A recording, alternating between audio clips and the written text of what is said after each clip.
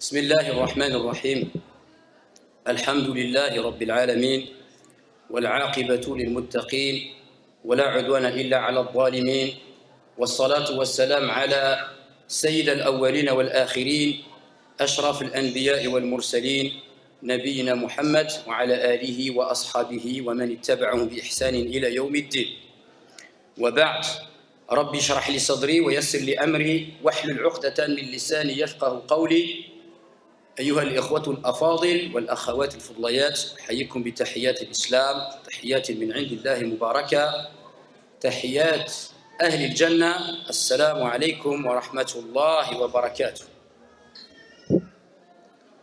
Tout d'abord, je voudrais remercier l'association Entraide. Donc, je m'excuse, je ne peux pas citer tous les participants de l'association Entraide, mais je peux parler de Djemila parce que je la connais un peu mieux ces derniers mois. Donc je la remercie de son invitation et je la félicite pour tout ce qu'elle fait avec son association. Et je demande à Allah qu'il la bénisse, elle, ainsi que son association, son mari Alouche, ses enfants et toute sa famille. Dans un hadith, le prophète nous dit, alayhi salatu wassalam, n'a pas remercié Allah, celui qui ne remercie pas les gens.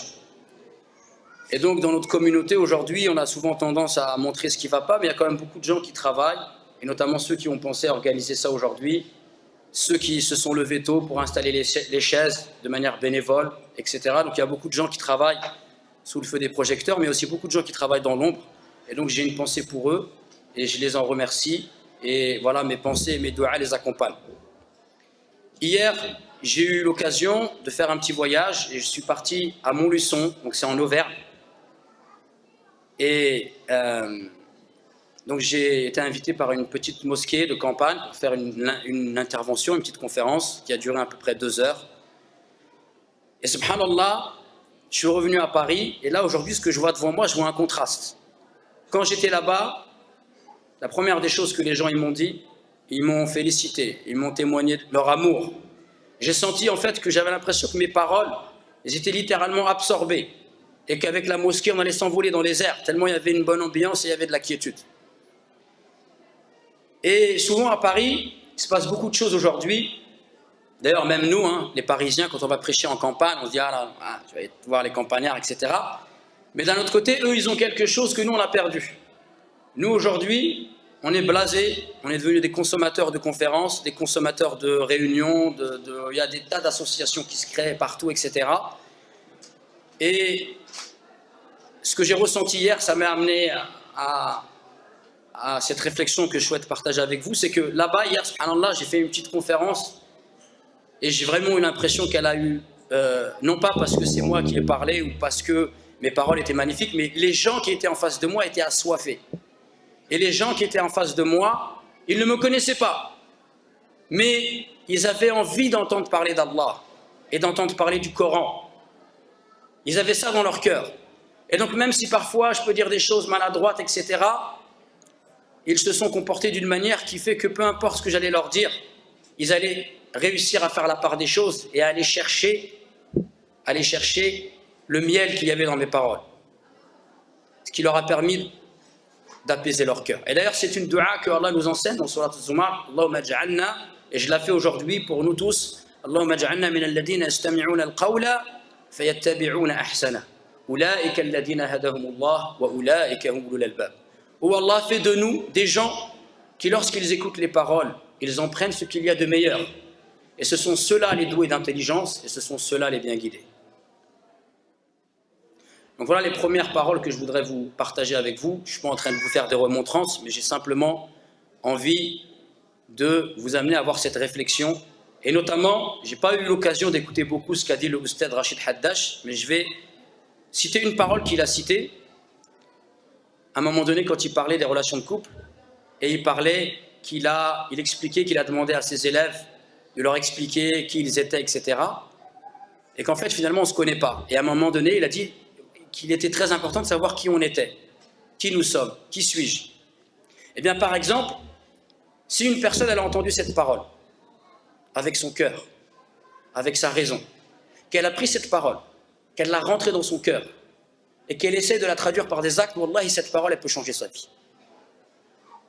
Wallahi, cette parole, elle peut changer sa vie. Tout à l'heure, c'est pareil, j'étais tout à l'heure là-bas, et j'ai entendu Ammi Hassan, Hafidahullah, dire que nous, en fait, on n'avait pas peur de la mort, ou on avait oublié la mort, parce qu'on avait tout fait pour embellir notre vie ici-bas. C'est pareil, celui qui écoute cette parole-là, qui la prend, qui la met dans son cœur, qui la médite, et qui la traduit par des actes, cette parole-là, elle peut changer sa vie. Donc, dites-vous bien une chose, c'est qu'en réalité, sommes nous-mêmes notre propre source de bonheur ou notre propre source de malheur. Et vous ici aujourd'hui qui allez m'écouter, peut-être que ma conférence elle sera de qualité médiocre, mais s'il y a une personne qui m'écoute avec sincérité, peut-être une de mes paroles que Allah va m'inspirer, va la prendre dans son cœur et ça peut changer sa vie. Non pas parce que je suis exceptionnel, je ne suis rien du tout, mais parce que lui, il se sera assis ici, il aura branché son cerveau, branché ses oreilles, branché son cœur, et il est prêt à aspirer tout ce qui va sortir de ma bouche. En faisant le tri, bien évidemment. D'autant plus que le sujet dont on va parler aujourd'hui, à la recherche du bonheur, c'est un sujet magnifique, c'est un sujet grandiose. Le bonheur, tous les êtres humains sur Terre recherchent le bonheur. Combien de personnes en recherchant le bonheur ne le trouvent pas? Combien de personnes en recherchant le bonheur s'égarent? Combien de personnes en cherchant le bonheur pensent l'avoir trouvé et finissent dans la perdition et l'égarement le plus total? Donc cette question de recherche du bonheur et de quête du bonheur, c'est une question universelle que tous les êtres humains se posent. Et c'est une chose que Allah a inscrit dans notre fitra, dans notre pureté originelle. Allah, lorsqu'il nous a créés, il a mis en nous des caractéristiques, des besoins physiologiques, spirituels, toutes sortes de choses qu'on appelle al-fitra, la nature originelle. Allah, par exemple, il nous a créés, il nous a prédisposés à croire en un Dieu unique. Mais par l'éducation, le contexte, l'environnement, cette pureté originelle, elle est pervertie. Mais nous, tous les êtres humains sur Terre recherchent le bonheur.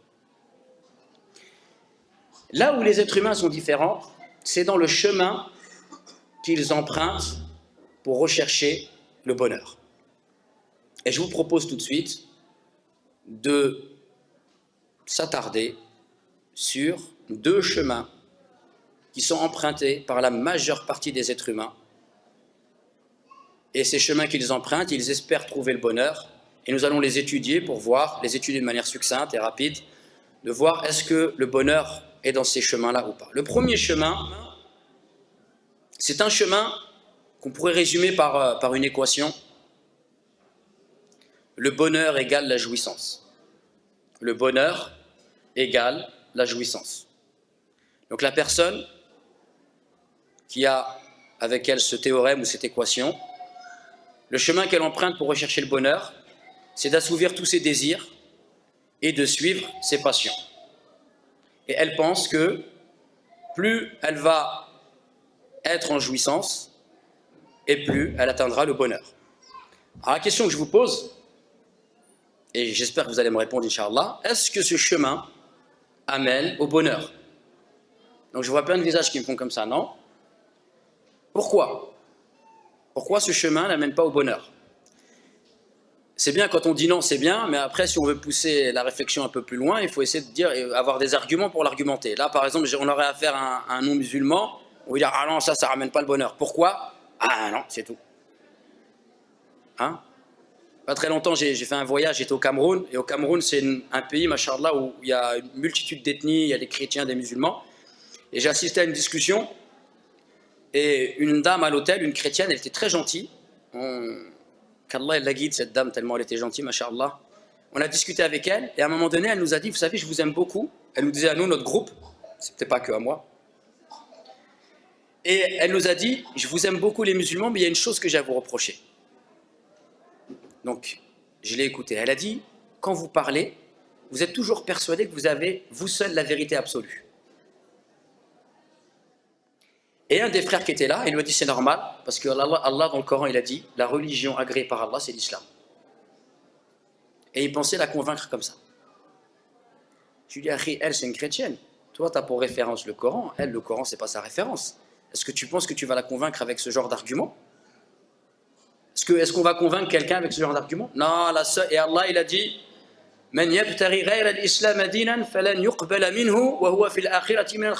celui qui choisit une autre religion que l'islam, et elle ne sera pas acceptée de lui et il sera dans l'au-delà parmi les perdants.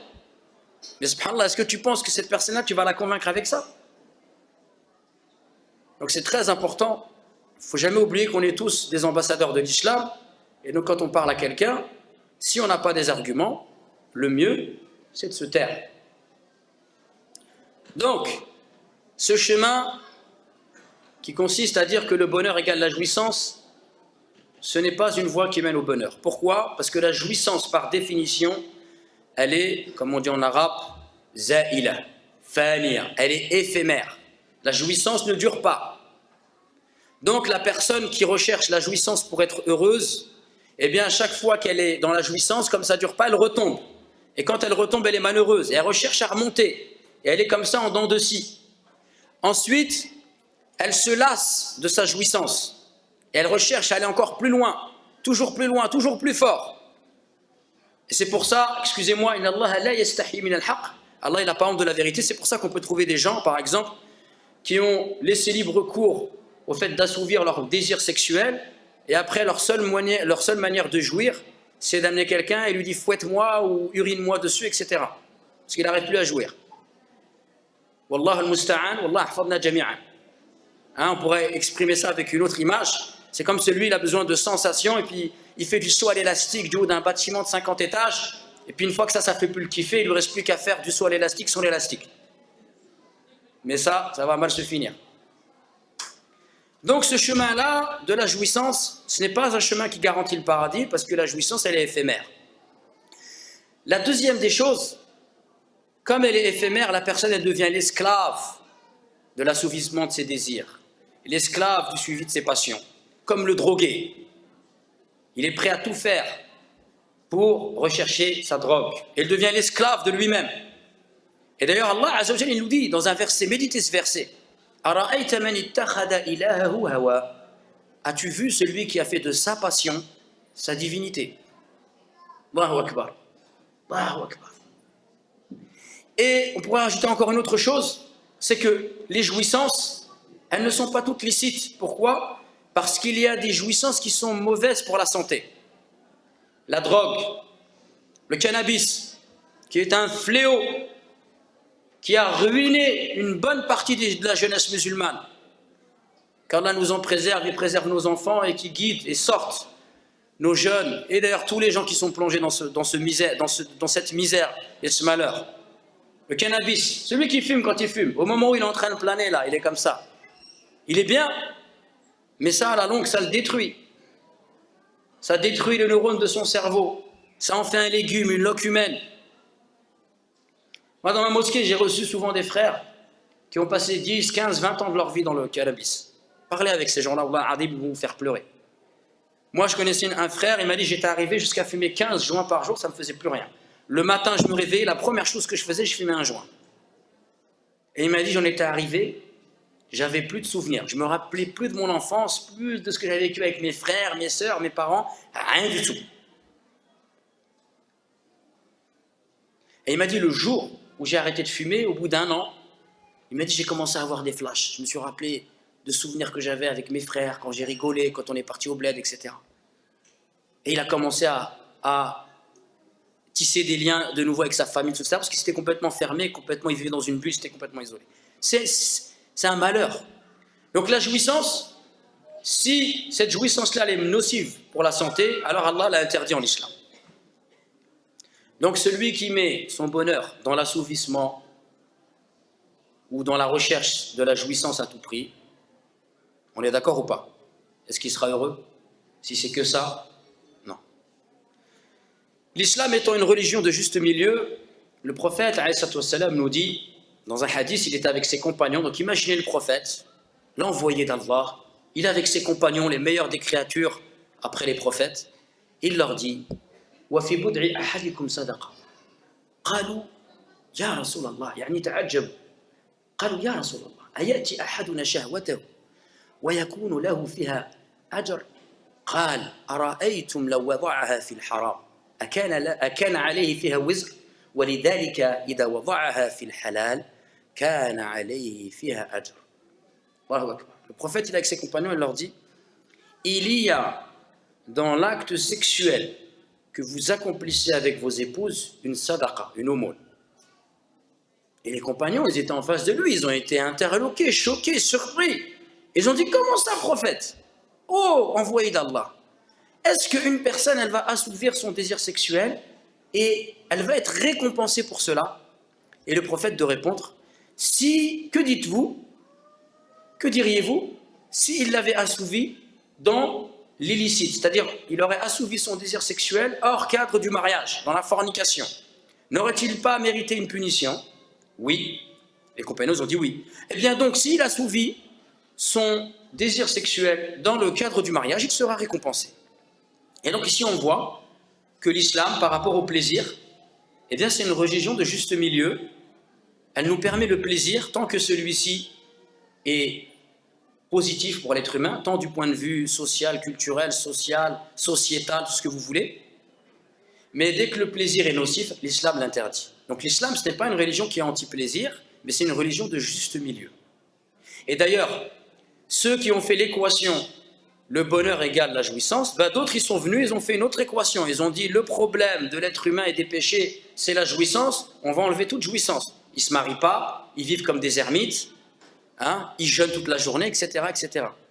Le monachisme. Et d'ailleurs dans le Coran, Allah Azza wa Jalla, il dit dans un verset, ce monachisme qu'ils inventèrent, nous ne leur avons point prescrit. On ne leur a pas dit de faire ça. C'est un excès. Donc vous voyez, un excès, celui qui veut jouir tout le temps, même si c'est nocif pour lui, il pense qu'il va être heureux. Et celui qui renie la jouissance, c'est l'islam, c'est une religion de juste milieu. Tu as le droit à la jouissance tant qu'elle t'est profitable et halal, mais la jouissance toute seule, ce n'est pas suffisant pour atteindre le bonheur. Donc ça, c'est le premier chemin. Il y a un autre chemin qui est emprunté par les gens pour atteindre le bonheur. À votre avis, quel autre chemin on pourrait citer? Il suffit juste de regarder autour de vous. Enfin, pas autour de vous ici, hein, parce qu'il parle de moi, non, dans la société. Dans la société, je ne vise personne, je vous aime tous en Allah. Vous êtes tous super. Hein? Un chemin qui n'est pas un bon chemin, mais que beaucoup de personnes empruntent en pensant qu'ils vont avoir le bonheur suprême.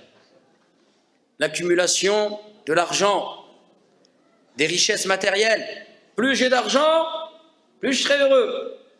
Et quand tu dis l'argent ne fait pas de bonheur, oui, mais il y contribue fortement. Le flous, le dollar, dinar, dirham.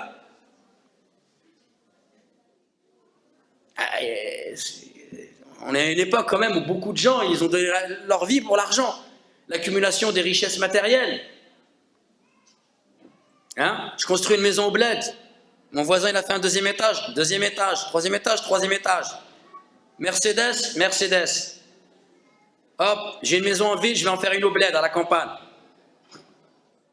Hop, je vais faire un magasin aussi, tiens, je vais faire une piscine. Et puis après, regardez nos parents, je vois beaucoup de maghrébins dans la salle. Et après, Meskin, il va tout seul au bled, il me dit, mes enfants, il n'y en a aucun qui veut aller au Maroc. Et il vit tout seul dans une maison de 3 étages.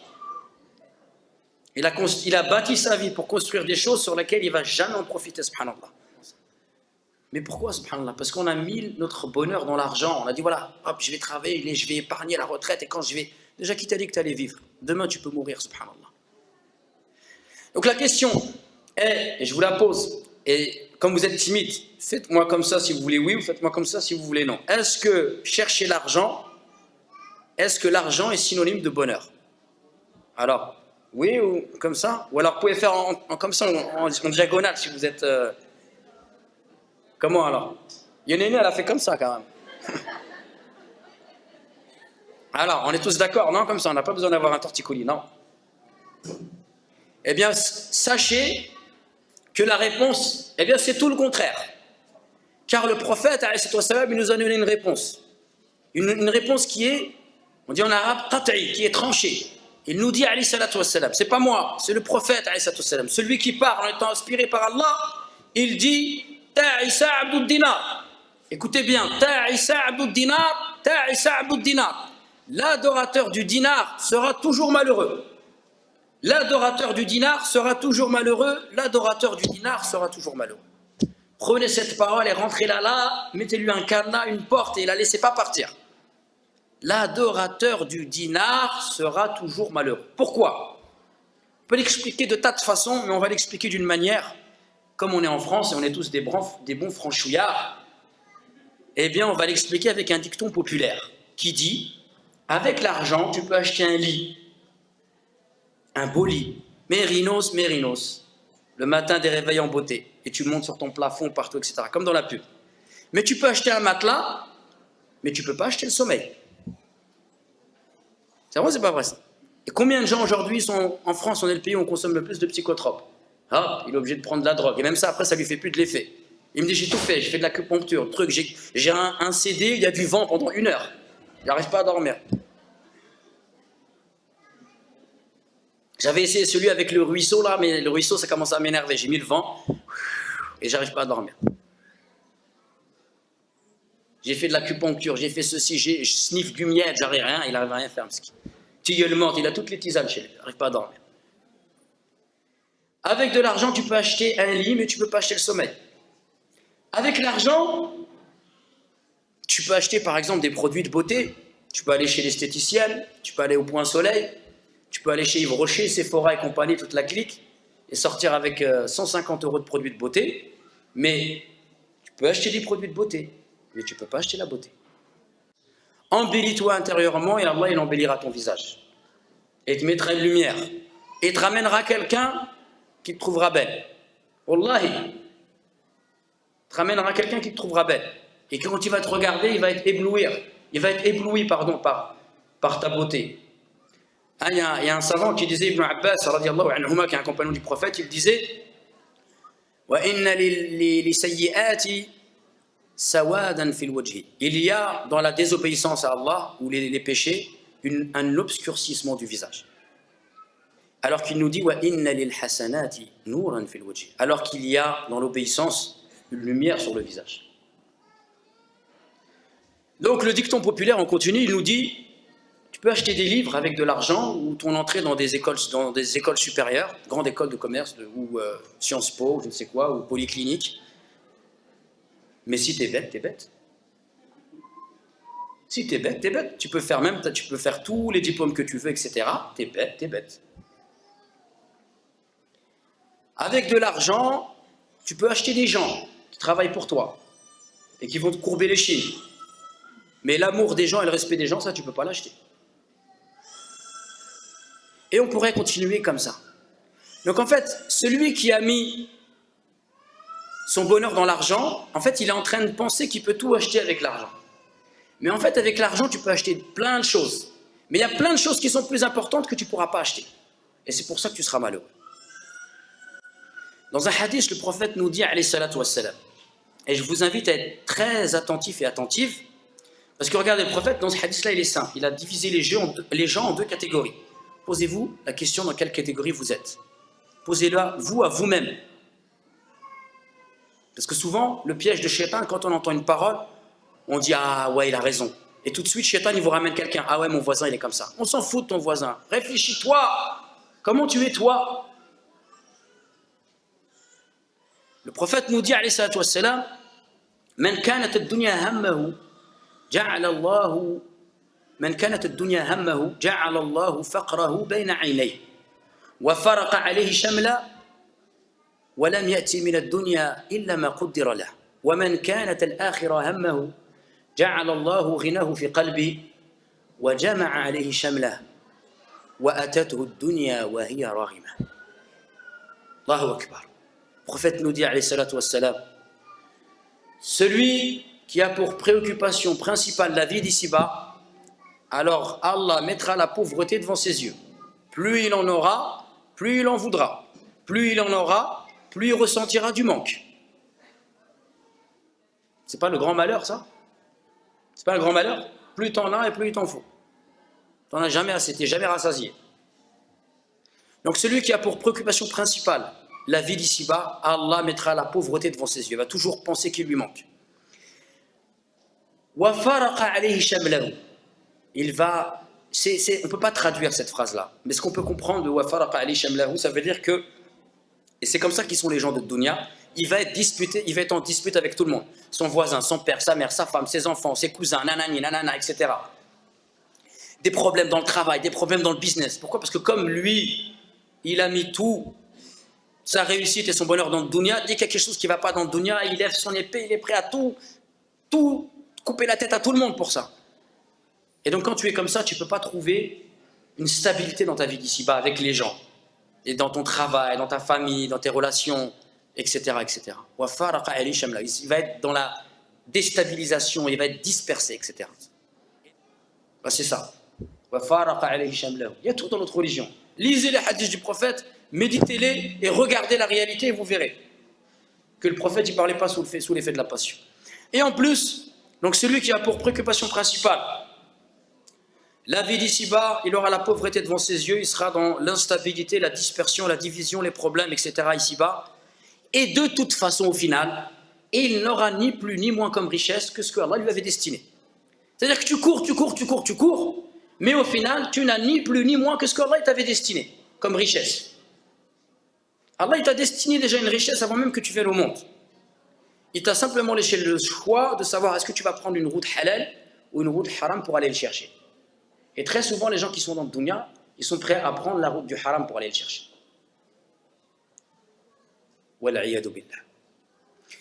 Donc ça, c'est le premier groupe. Le deuxième groupe, celui qui a pour préoccupation principale la vie dans l'au-delà. La préoccupation principale, ça ne veut pas dire qu'il ne se préoccupe pas de sa vie d'ici-bas, il n'y a pas d'antagonisme. Mais sa préoccupation principale, c'est l'au-delà. Il travaille pour ici, il est actif, etc. Mais sa préoccupation principale, c'est là-haut. Parce qu'ici, il sait qu'il ne va pas y rester.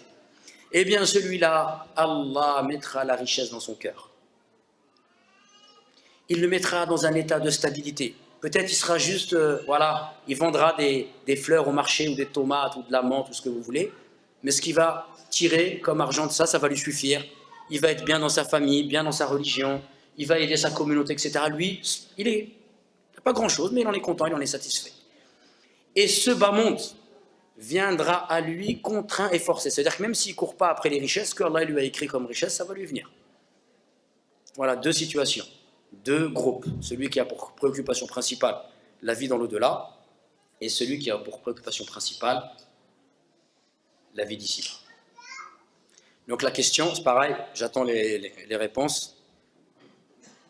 Est-ce que celui qui a mis son bonheur dans l'argent, il va être heureux? Non. Il y a une jeune fille qui fait non, va doucement, tu vas te faire un torticolis. Et la réponse, c'est plutôt qu'en réalité, il ne sera pas heureux, il sera malheureux. Ta'isa Abdud Dinar. Si seulement on pouvait entendre ça, et l'entendre, et le faire descendre jusqu'ici, Ta'isa Abdud Dinar, l'adorateur du dinar sera toujours malheureux. La question qui nous importe maintenant, parce que le temps passe, est la suivante. Qu'est-ce que le bonheur? Et où allons-nous le trouver? Ma hiya as-sa'ada? Qu'est-ce que le bonheur? As-sa'ada laysat shay'an maddiyan. Le bonheur, ce n'est pas une chose matérielle. Wala yumkinu shira'uha. Et il n'est pas possible de l'acheter. Wa hiya ni'matun min Allah. C'est un bienfait d'Allah. Qui a créé le bonheur? Qui a créé l'être humain? Allah Azza wa Jal. Donc le bonheur, il est entre les mains d'Allah Azza wa Jal. Hiya ni'matun min Allah yu'tiha man yasha. Le bonheur est entre les mains d'Allah et il le donne à qui il veut. Le bonheur est entre les mains d'Allah, c'est un bienfait divin et il le donne à qui il veut. قال الله تعالى في تنزيل العزيز من عمل صالحا من ذكر أو أنثى وهو مؤمن فلنحيينه حياة طيبة ولنجزينهم أجرهم بأحسن ما كانوا يعملون. Écoutez ce verset qui est dans Sourate, c'est pas le fruit du hasard. Sourate, les abeilles. Les abeilles, elles font le miel. Cette sourate-là, parmi les finalités de cette sourate, lisez-la, même en français, et cette sourate-là, elle est là pour nous enseigner la reconnaissance d'Allah Azza wa Jal. Et notamment, les abeilles, ils font un nectar qui s'appelle le miel, qui est magnifique. Et parmi les bienfaits du miel, c'est que c'est un cicatrisant, un antidépresseur, etc., etc. Le miel, donc dans la sourate Les abeilles, Allah nous dit, quiconque, homme ou femme, fait une bonne action, al-amal as-salih, tout en étant croyant, donc les bonnes œuvres et la foi, qui vont ensemble, nous lui ferons vivre une bonne vie. Et ça, c'est la vie d'ici-bas. Nous lui ferons vivre une bonne vie. Et nous le récompenserons dans l'au-delà en fonction des meilleures actions qu'ils accomplissaient sur terre. Donc, le bonheur, il se trouve où? Il se trouve dans la foi et dans la mise en pratique concrète, avec des actes concrets de cette foi. Et c'est là que se trouve le bonheur. C'est là que se trouve la bonne vie. فَلَنُحْيِيَنَّهُ حَيَاةً طَيِّبَةً. C'est une affirmation. Allah, il a affirmé, il a assuré que celui qui a la foi et qui pratique les bonnes œuvres, nous lui ferons vivre une bonne vie. Donc si tu as la foi et tu pratiques les bonnes œuvres et tu n'es pas heureux, le problème, il n'est pas dans l'affirmation divine, le problème est dans ta foi et ta manière d'œuvrer. Pour être clair. Parce que très souvent, les gens ils viennent nous voir, mais je ne comprends pas, je prie, je fais des doigts, et je ne me sens pas bien. Tu pries, tu fais des doigts, tu lis le Coran, qu'est-ce que tu veux que je te fasse de plus, moi? Tu n'es pas heureux avec ça, tu crois que moi je vais venir, je vais te faire, et ça, tu vas guérir, et tu me donnes 50 € parce que je me suis mis un turban sur la tête, et tu vas aller mieux. Non, c'est parce que ta manière de prier, ta manière de lire le Coran, ta relation avec Allah, elle est médiocre, tout simplement. N'oubliez pas, nous sommes nous-mêmes les sources de notre propre bonheur ou de notre propre malheur. Il faut arrêter de vivre par procuration. Et je ne suis pas bien, et je vais voir l'imam le vendredi. Voilà, alors je fais des rêves bizarres, je vois des monstres. Hein, et on dirait qu'il a vu Dragon Ball Z la nuit en rêve, et je ne sais pas quoi. Et puis il pense que, voilà, Lila, voilà, il veut que je lui fasse. Et allez, 10 €, il part, il va boire et tout va changer. C'est pas comme ça que ça se passe. Ceux qui vous disent ça, wallah, ils vous mentent. Il faut vous responsabiliser, il faut devenir acteur de sa propre vie. Et arrêtez de se plaindre. On a tout en face de nous pour être heureux. C'est simplement on l'a délaissé. La foi, c'est accessible à tout le monde et les bonnes œuvres, elles sont multiples. Les bonnes œuvres sont multiples. Il y a plein d'œuvres qui peuvent te permettre de goûter une douceur dans ton cœur et d'apaiser ton cœur. Le prophète nous dit par exemple, regardez, si tu veux voir ton cœur s'attendrir, donne à manger aux pauvres et caresse la tête de l'orphelin. Khalas. C'est difficile de caresser la tête de l'orphelin? C'est difficile de donner à manger aux pauvres? Et ben voilà, ton cœur il va s'apaiser. Khalas. Donc ici, Allah Azza wa Jal, il nous dit, et nous fait la promesse que par la foi et les bonnes œuvres, on va avoir une bonne vie. On s'arrête 2 minutes et on va s'interroger, qu'est-ce que nos savants, al-mufassiroun, c'est-à-dire les exégètes, ceux qui ont expliqué le Coran, ils disent sur « فَلَنُحْيِيَنَّهُ حَيَاةً طَيِّبًا » nous lui ferons vivre une bonne vie. Qu'est-ce que c'est la bonne vie? Il y a beaucoup de choses qui ont été dites merveilleuses, qui sont toutes complémentaires les unes avec les autres. Mais on peut les résumer en 2 mots. Le premier mot, c'est al-qana'a, la suffisance. Ça veut dire que tu te contentes de ce que tu as. Je donne souvent cet exemple. Imaginez un exemple. Je vais citer un prénom des gens de mon bled, Ibihi. Ibihi, c'est un petit berbère dans les montagnes avec son âne, hein, avec sa petite torbouche là. Et sa femme, elle lui a fait un petit pain avec une assiette d'huile d'olive et un petit rkouis de la taille. Elle lui dit, Ibihi, viens manger. Il vient, Ibihi, dit Bismillah, il mange son morceau de pain, il boit son verre, il dit, Alhamdulillah, il est rassasié, il va dormir, il est content. Et d'un autre côté, on a le prince Moulay, je sais pas quoi, etc. Lui, il a tous les plats possibles, inimaginables devant lui, faits par les meilleurs cuisiniers du monde. Il mange ça trop salé, trop chaud, trop froid, etc. Il s'énerve, mais c'est pas possible. Il jette ça, il s'en va, il n'est pas content. Vous préférez être dans quelle situation? Celui qui se contente de ce qu'il a, il est content, ou celui, plus il en a, il est jamais content? Il est insatiable, jamais satisfait. Vous préférez quoi? Il est où le vrai bonheur? Est-ce que le bonheur, il est dans posséder beaucoup de choses, ou le bonheur, il est dans je suis content de ce que j'ai? Al-qana'a kanzun la yafna. Al-qana'a, cette suffisance, c'est un trésor intarissable. Celui qui est satisfait de ce qu'il a, ça y est, ikhlas, vous n'avez pas à avoir peur pour lui. Il sera heureux ici-bas. Donc ça, c'est le premier mot. La bonne vie, al-qana'a. Le deuxième mot, c'est complémentaire, c'est as-sakina. As-sakina, c'est l'apaisement du cœur. La personne, elle est apaisée. Et aujourd'hui, combien de musulmans on voit? Et nous-mêmes dans les mosquées, on voit des gens qui prient, ça fait des années, etc. Et quand ils parlent, ils viennent vous relater leurs problèmes, vous apercevez que ça fait des années qu'ils prient, il n'est pas apaisé, il n'est pas tranquille. Subhanallah. Il y a un problème quelque part. Il faut vraiment qu'on se remette en cause dans notre foi, dans notre attachement à la religion. Qu'est-ce que ça produit chez nous?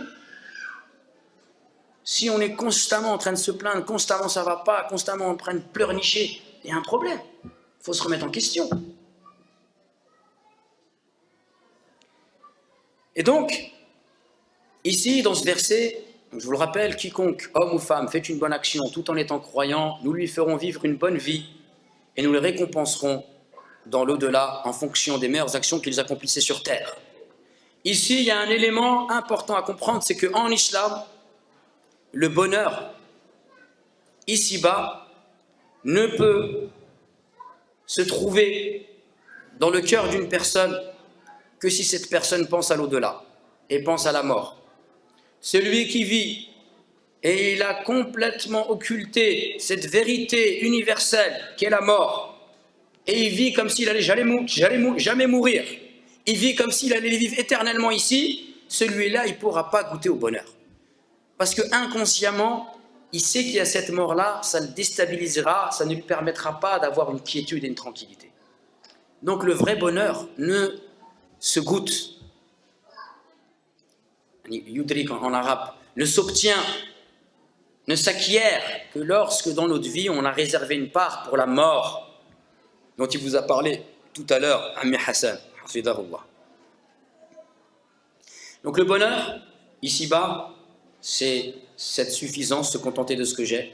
Se contenter de ce que j'ai, ça ne veut pas dire ne pas chercher à avoir plus. Tu peux chercher à avoir plus, si tu es pauvre, tu peux chercher à améliorer ta condition. Mais en tout cas, ce que tu as, ça te contente. En même temps, tu cherches à avoir plus, mais ce que tu as, ça te contente. Ça, c'est le premier point. Le deuxième point, c'est la tranquillité du cœur. Et on a dit que le bonheur ne peut se goûter que lorsque réellement je suis en train d'épargner pour ma vie après ma mort.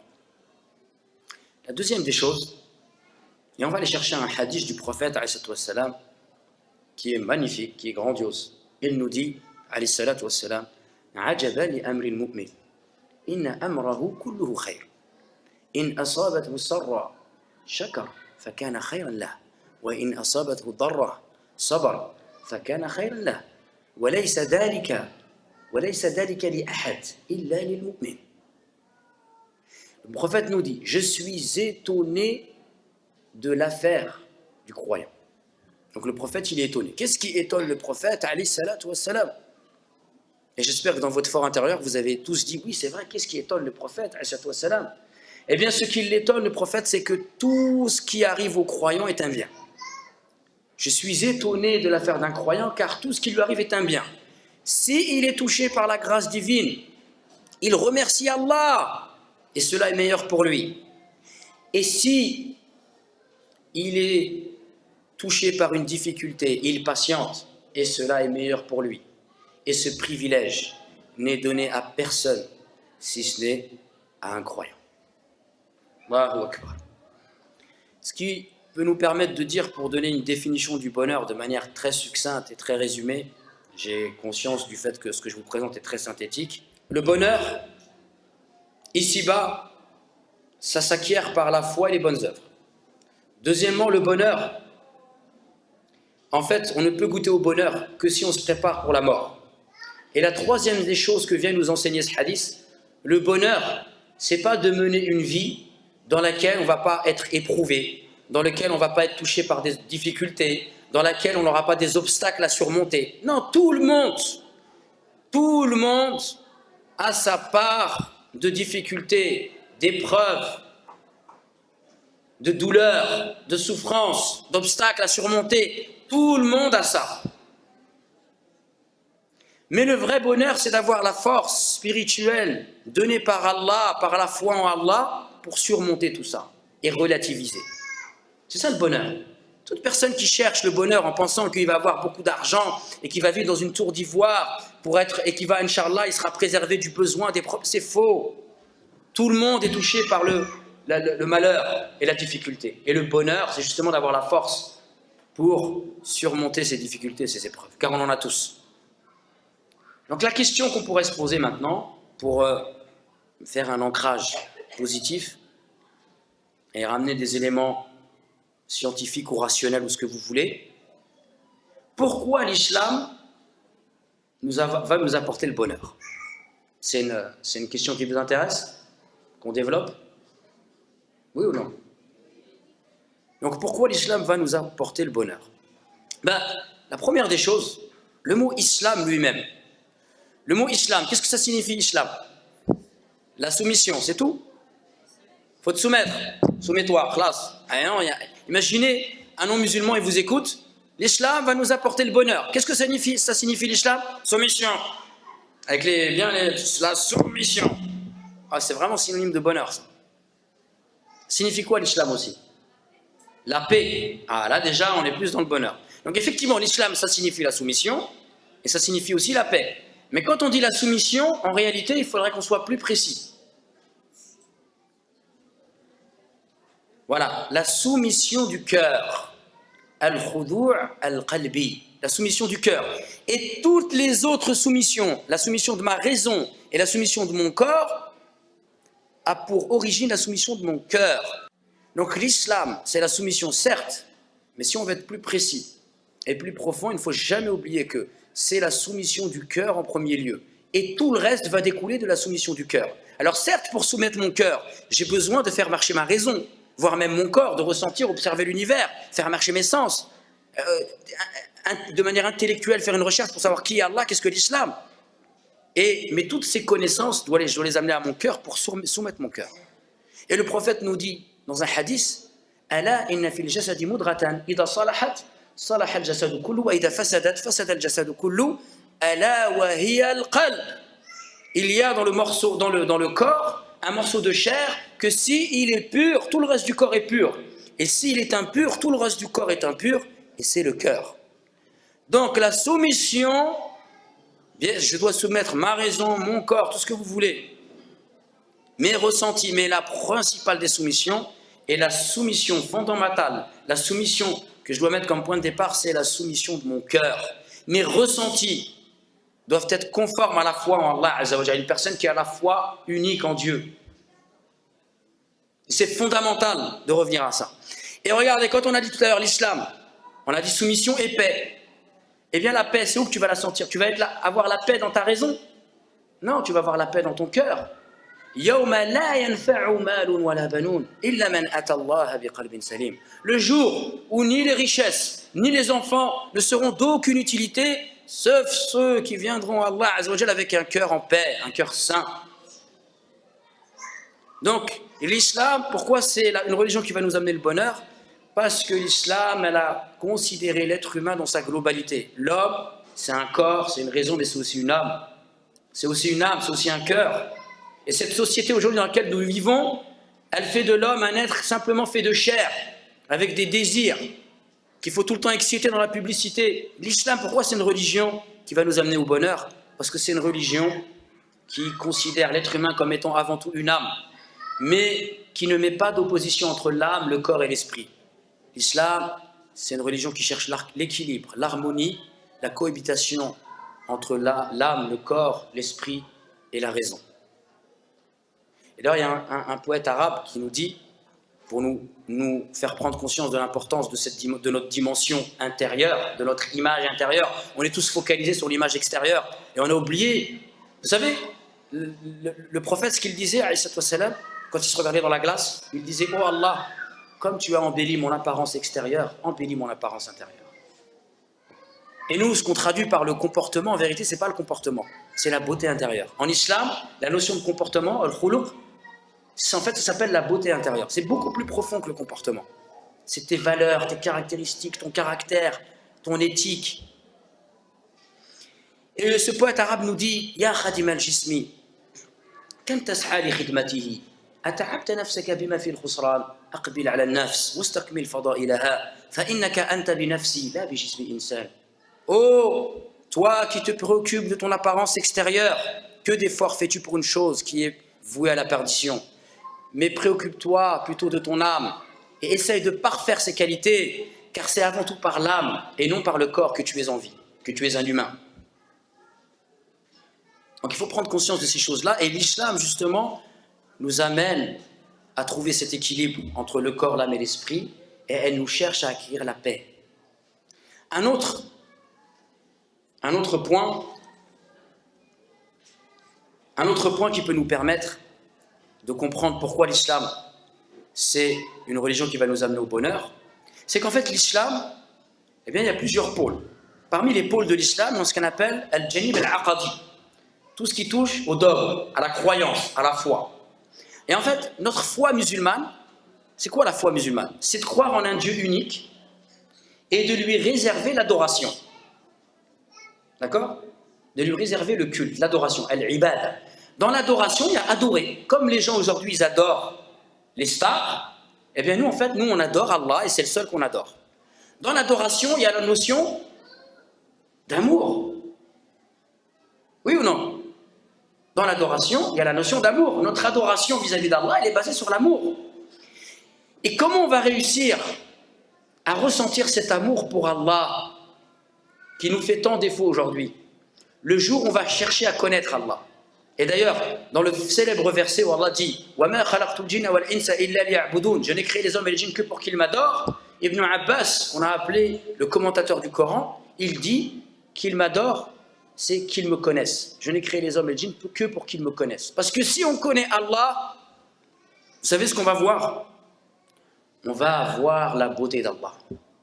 Parce que Allah il est beau. Inna Allah jamil wa yuhibbul jamal. Allah il est sage. Allah il est doux. Allah il est miséricordieux. Allah malgré le fait qu'il soit puissant, il est quand même doux et il est juste. Ce n'est pas un tyran. Donc celui qui va connaître Allah, il va voir la beauté d'Allah et l'homme par définition aime ce qui est beau. Et donc lorsqu'on va connaître Allah et qu'on va percevoir la beauté d'Allah, la beauté de sa religion, eh bien petit à petit cela va faire naître dans notre cœur l'amour pour Allah Azza wa Jal.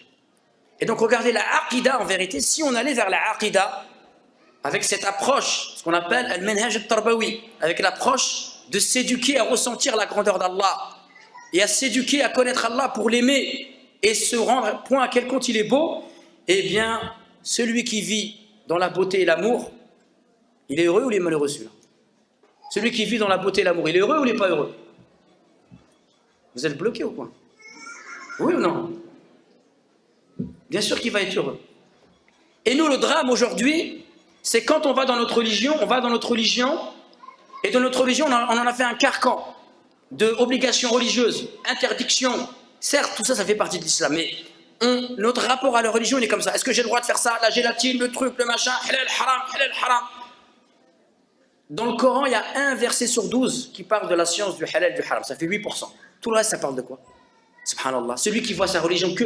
Je ne suis pas en train de dire qu'il faut extirper ça de l'islam. Ça fait partie de l'islam. Et le halal est halal. Et le haram, il ne faut pas aller dedans. Si on est d'accord. Mais celui qui voit sa religion que par ça, mais il est passé à côté de quelque chose de monstrueux. Pour lui. Et ce rapport à la religion qui est basé sur l'amour, la beauté, il va passer à côté. C'est clair que sa religion, pour lui, ce sera un carcan. Et nous, le problème, c'est qu'on ne recherche pas la beauté et l'amour à travers la religion, on cherche la beauté et l'amour à travers la société de consommation. Et très souvent, une fois, il n'y a pas très longtemps, il y a un frère qui est venu me voir, il m'a dit, ma femme, j'en ai ras-le-bol, on se dispute souvent, et dès qu'elle se dispute, on se réconcilie, pour qu'elle aille mieux, il faut qu'on change l'intérieur. Il m'a dit, en 4 ans, j'ai compté, ça fait 5 fois qu'on change la décoration intérieure, la décoration d'intérieur. Elle m'a dit, c'est psychologique. Mais change la décoration, pas de l'intérieur de ta maison, ton intérieur à toi. À l'époque du prophète, ils vivaient dans le désert, ils étaient dans le sable. Ils avaient une vie de bédouin dans le désert. Le prophète, il n'avait rien dans sa maison, il dormait à même le sol, il avait juste une espèce de latte. Et quand il dormait, on voyait les traces sur lui. Et pourtant, je peux vous garantir que c'était le plus heureux des hommes, parce qu'il était avec Allah Azza wa Jal. Donc vous voyez, le problème aujourd'hui, c'est que nous, la beauté, on cherche la beauté dans la médiocrité de la société de consommation. Wallah, et on vit dans la médiocrité. On vit dans la laideur. Mais nous-mêmes, en fait, on s'est fait avoir, c'est une illusion. On s'est fait avoir par la société de consommation. Et on ne recherche plus la beauté dans l'islam. On recherche la beauté dans le matériel. Ah, mon petit hijab, là, tiens, j'ai trouvé une nouvelle mode, le truc bleu. Alors maintenant, il y a la mode. Avant, il n'y avait qu'un hijab, maintenant, il y a la mode. Blanc, bleu, 3, il y a celle qui fait 3, celle qui les fait se croiser comme ça, etc. Celle qui a mis des petites paillettes. Les frères, c'est pareil, il y a le khamis, avant, était comme ça, mais il y a 12 000 sortes de khamis. On est à fond là-dedans. Subhanallah, posez-vous la question. Je ne suis pas en train de dire, c'est normal qu'on soit influencé par ça, mais j'aimerais que vous vous interrogiez. Et bien sûr, moi, le premier, je m'interroge, qu'on s'interroge sur tout ça. Et de se rendre compte que la beauté et l'amour, on va la trouver dans la religion. Je pense qu'il faut que je m'arrête, c'est ça? Non, le question-réponse. Question-réponse, Inch'Allah. D'accord. Question, ça va? Oui? Alhamdulillah, moi aussi ça.